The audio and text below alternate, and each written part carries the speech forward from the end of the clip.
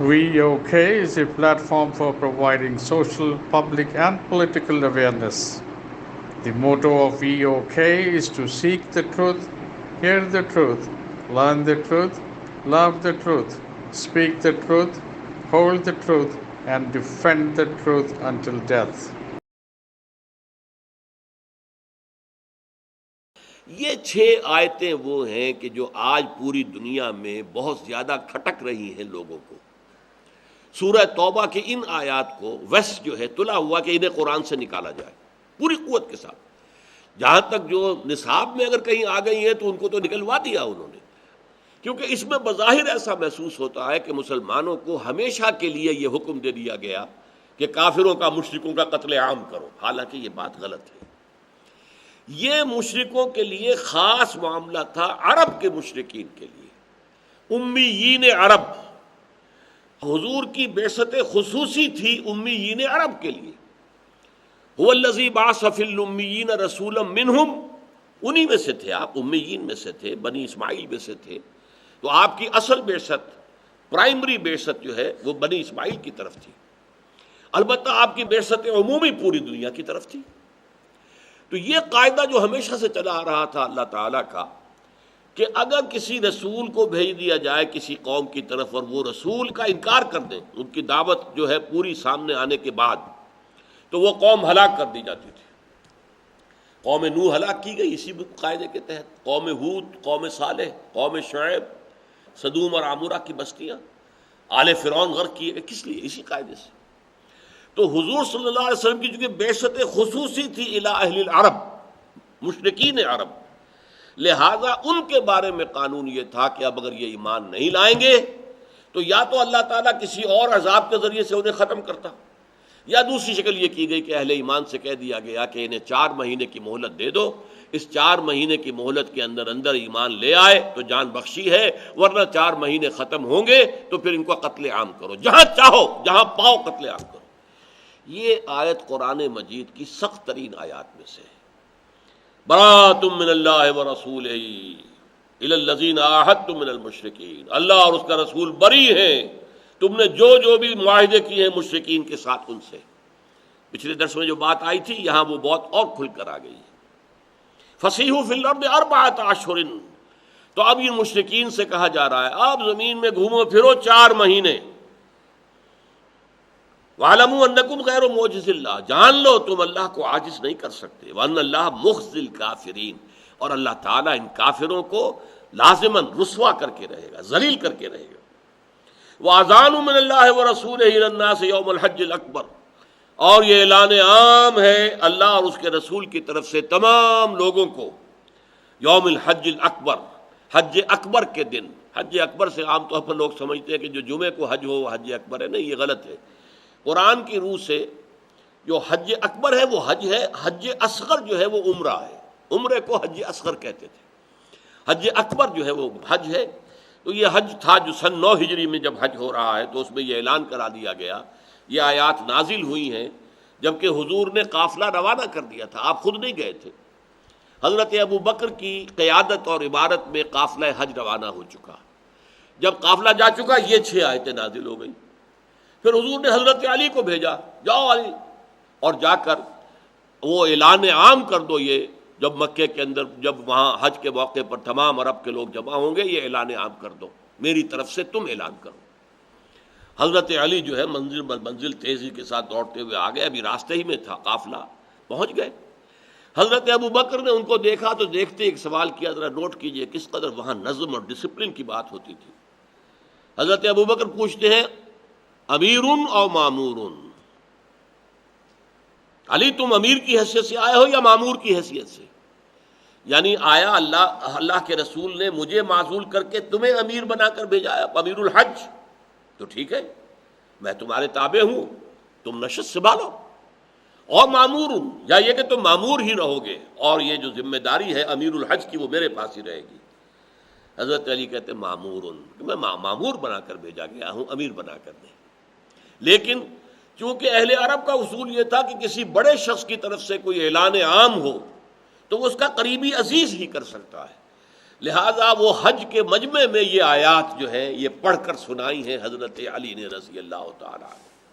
وَأَذَانٌ مِّنَ اللَّهِ وَرَسُولِهِ إِلَى النَّاسِ يَوْمَ الْحَجِّ الْأَكْبَرِ أَنَّ اللَّهَ بَرِيءٌ مِّنَ الْمُشْرِكِينَ، اللہ تمام مشرکوں سے بری ہے، اللہ کا کوئی عہد کوئی معاہدہ نہیں ہے۔ وَرَسُولُهُ، اور اس کے رسول بھی۔ فَإِن تُبْتُمْ فَهُوَ خَيْرٌ لَكُمْ، اب اگر تم باز آ جاؤ، توبہ کر لو، ایمان لے آؤ تو تمہارے لیے خیر اسی میں ہے۔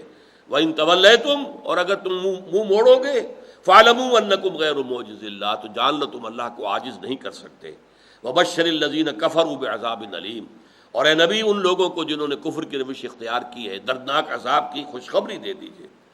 إِلَّا الَّذِينَ عَاهَدتُّم مِّنَ الْمُشْرِكِينَ ثُمَّ لَمْ يَنقُصُوكُمْ شَيْئًا وَلَمْ يُظَاهِرُوا عَلَيْكُمْ أَحَدًا فَأَتِمُّوا إِلَيْهِمْ عَهْدَهُمْ إِلَىٰ مُدَّتِهِمْ، سوائے ان کے جن سے مشرکین میں سے تم نے عہد کیا تھا، پھر انہوں نے کوئی کمی نہیں کی ہے تمہارے عہد میں، اور نہ تمہارے خلاف کسی کی مدد کی ہے، کسی اور کا ساتھ دیا ہے، تو پوری کر دو ان کی مدت عہد ان کے لیے۔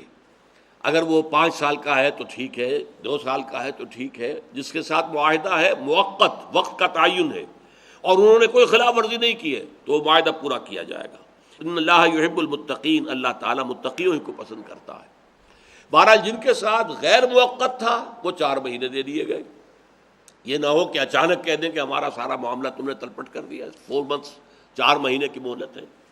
لیکن اس کے بعد جو یہ سخت ترین آیت ہے قرآن کی جس پر کہ خون کھولتا ہے پوری دنیا کا، فَإِذَا انسَلَخَ الْأَشْهُرُ الْحُرُمُ، جب یہ اشہر حرم ختم ہو جائیں گے، یعنی یہ 4 مہینے جو مہلت دی گئی ہے، فَاقْتُلُوا الْمُشْرِكِينَ حَيْثُ وَجَدتُّمُوهُمْ، تو قتل کرو ان مشرکوں کو جہاں بھی تم پاؤ، وَخُذُوهُمْ، انہیں پکڑو، وَاحْصُرُوهُمْ، ان کا گھیراؤ کرو، وَاقْعُدُوا لَهُمْ، اور ان کے لیے بیٹھو، کل مرصد، ہر جگہ گھات لگا کر بیٹھو انہیں پکڑ کر مارنے کے لیے۔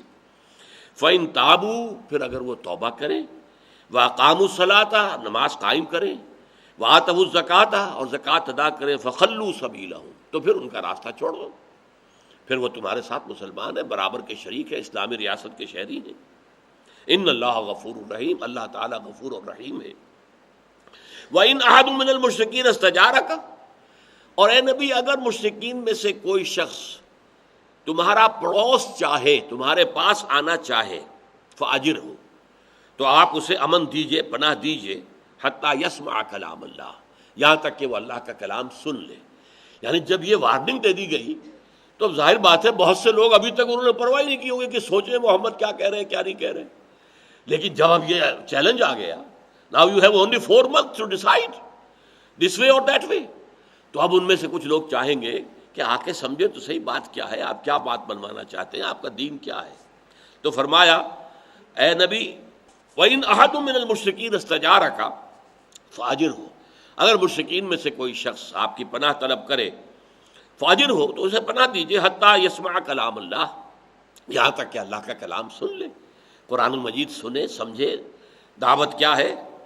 ثم ابلغہ مأمنہ، پھر اسے اس کی امن کی جگہ تک پہنچا دو۔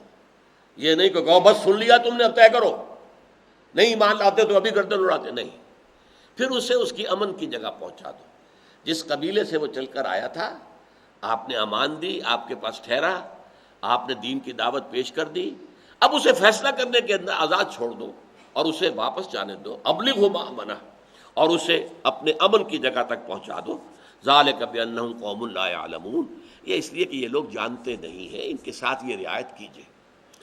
یہ آیات ہیں قرآن مجید کی سخت ترین آیات، اور ان سورہ توبہ کی کے آغاز میں آیت بسم اللہ نہیں ہے۔ 114 صورتوں میں سے صرف ایک صورت یہ ہے جو مصحف کے اندر آپ کو لکھی ملے گی، اس میں آیت بسم اللہ شروع میں نہیں ہے۔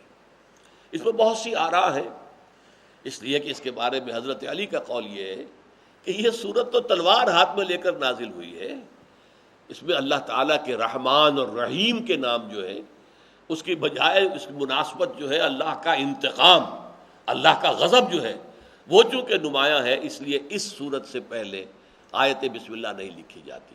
لیکن پھر وہی بات نوٹ کر لیجئے، یہ ایک خاص حالات کے اندر یہ آیت تھی، یہ مستقل نہیں ہے، دائمی نہیں ہے، ہمیشہ کے لیے نہیں ہے۔ اس کی اپلیکیشن حضور کی حیات طیبہ ہی میں تھی اور ختم ہو چکی ہے۔ اس کے بعد ہمیشہ کا قاعدہ یہ ہے کہ مسلمان اگر طاقت میں ہیں اور وہ جاتے ہیں کسی ملک میں اور حملہ کرتے ہیں تو وہ 3 آفرز دیں گے۔ اگر تم ایمان لے آؤ ہمارے بھائی ہو، برابر کے ہو، ہم یہ بھی نہیں کہیں گے ہم سینئر ہیں تم جونیئر ہو، نہیں، یو آر ایکول ٹو اس، اخوانکم فی الدین، وہ تمہارے بھائی ہیں برابر کے۔ اور اس کی علامت کیا ہے؟ ایمان، نماز اور زکوٰۃ، 3 چیزیں کم سے کم۔ اچھا اگر یہ تمہیں منظور نہیں تو تم نیچے ہو کر رہو اور جزیہ دو۔ بالا دست جو ہے، بالا تر نظام اللہ کے دین کا ہوگا۔ یؤتُ الجزیۃ عن ید وہم صاغرون، یہودیوں سے، عیسائیوں سے، ہندوؤں سے، ایرانیوں سے، مجوسیوں سے، ہر ایک سے۔ پھر یہ بات دوسری یہ ہے تم تابع ہو کر رہنا قبول کرو، تم ہندو، مجوسی، عیسائی، یہودی جو چاہو بن کر رہو، لیکن نظام اللہ کا ہوگا، اللہ تعالیٰ کی حکومت ہوگی، پوری کائنات کا حاکم وہ ہے اور یہاں بھی حکومت اسی کی ہوگی۔ اچھا اگر یہ بھی پسند نہیں ہے تو پھر آؤ، تلوار ہمارے اور تمہارے درمیان فیصلہ کرے گی، میدان میں آ جاؤ۔ تو وہاں یہ نہیں تھا کہ تم لازماً ایمان لاؤ ورنہ تمہیں قتل کر دیا جائے گا، نہیں، یہ صرف اہل عرب کے مشرکین کے لیے تھا جن میں حضور کی اصل اور اولین بعثت تھی، اور اس میں بھی ایک چوائس تھا کہ اگر تم ایمان نہیں لانا چاہتے اور اس قتل سے بھی بچنا چاہتے تو اب تم یہاں سے ہجرت کر جاؤ، چلے جاؤ۔ چنانچہ ابو جہل کا بیٹا اکرمہ، وہ بھی بہت سے لوگوں کے ساتھ اب ہجرت کرنے جا رہا تھا حبشہ کی طرف، اور راستے میں طوفان آ گیا، اور طوفان میں جتنے بھی مشرکین تھے سب نے اللہ کو پکارنا شروع کر دیا، کسی نے نہ لات کو پکارا، نہ عزا کو، نہ منات کو، نہ حبل کو۔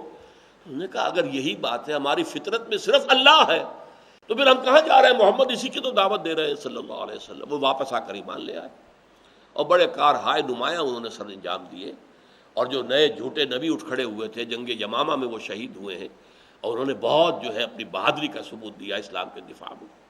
تو یہ آیتیں ایک خاص مخصوص پس منظر کی آیات ہیں، اس کو لوگوں تک واضح کرنا چاہیے۔